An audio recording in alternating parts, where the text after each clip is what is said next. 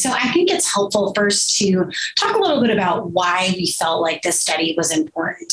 So we know that patients who participate in clinical trials often don't fully represent the real world population that receive these medications. So this study, the POLARIS study, really is evaluating real world practice patterns, quality of life, and other factors in a population of patients who are receiving palbociclib as standard of care.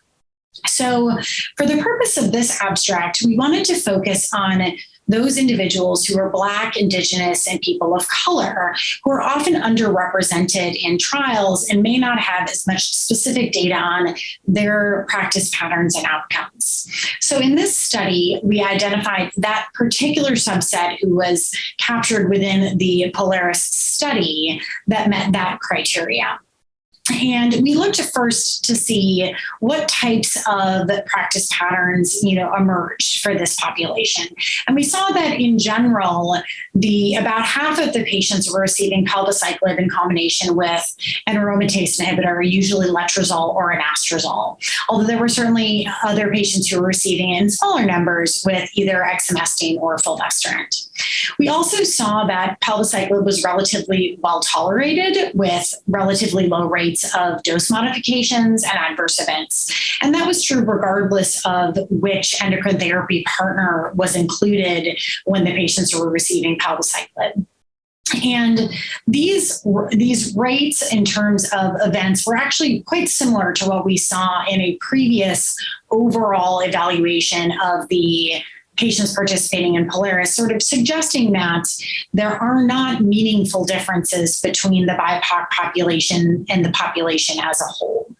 And ultimately, we think that these types of studies are very important because we want to understand how, outcomes may differ if they differ. In this case, they don't. But if there are, signals where we should be potentially treating people and being able to give them accurate information on what to expect for their experience with these medications for patients that were similar to them in terms of all different types of characteristics, even beyond race and ethnicity, also age and other features that may be important to individual patients.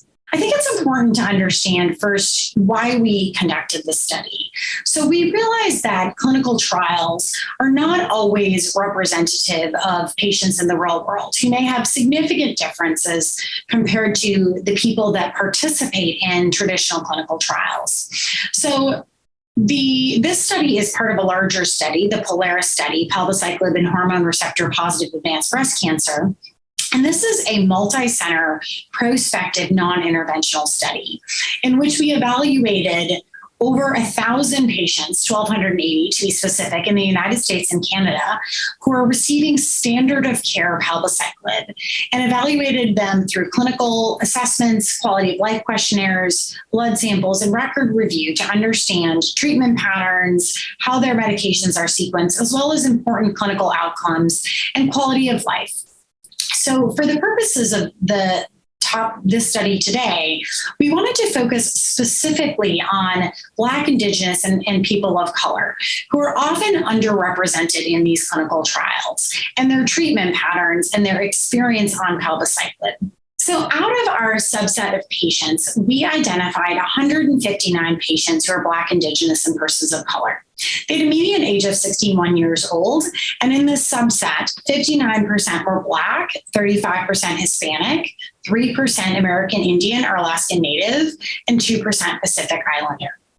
And when we looked at this population, the majority of them were receiving palbociclib with an aromatase inhibitor, usually letrozole or anastrozole, which was 116 patients, whereas 94 patients received palbociclib with fulvestrant and 13 received with exemestane and 10 with another endocrine therapy backbone. In terms of their baseline clinical characteristics, they were really quite similar.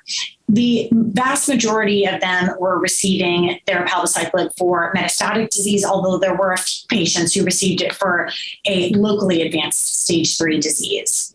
And there was a relative split between those patients who had visceral disease with between 30 and 40%, versus bone-only disease or bone-only with others, each representing approximately another third.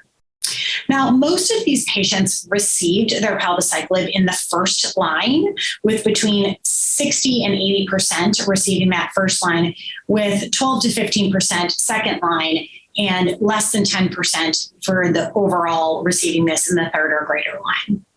In terms of the treatment patterns, the reason for selecting palbociclib from their providers was most commonly reported to be either the patient characteristics or the likelihood of clinical benefit, with relatively few clinicians noting the side effect profile as their reason for treatment. In terms of their starting dose, the majority, 92% for palbociclib and in combination with letrozole and anastrozole, were starting at the traditional dose of 125 milligrams, with less than 10% starting at a dose of 100 milligrams or 75 milligrams. In terms of the dose modifications, we see in this real-world study that 14% of those receiving palbociclib with letrozole and anastrozole had a dose modification. And results were similar for those receiving it with other backbones. In terms of the types of dose modification, the dose interruptions were more common than the dose reductions in the palbociclib with letrozole and anastrozole group. In terms of the physician-reported adverse events that are seen, we see that any treatment-related adverse event in the largest group with palbociclib, letrozole, and anastrozole, we saw a rate of 40% of those having any adverse event. And the most commonly seen was neutropenia, as expected based on the previous clinical trials. So overall, this regimen was felt to be very well tolerated in this population based on the low overall rates of adverse events. And when we look at this compared to our previously reported evaluation of all patients within the POLARIS study, we see relatively similar results in terms of the practice patterns and the adverse events seen in this real-world population, suggesting that these are similar.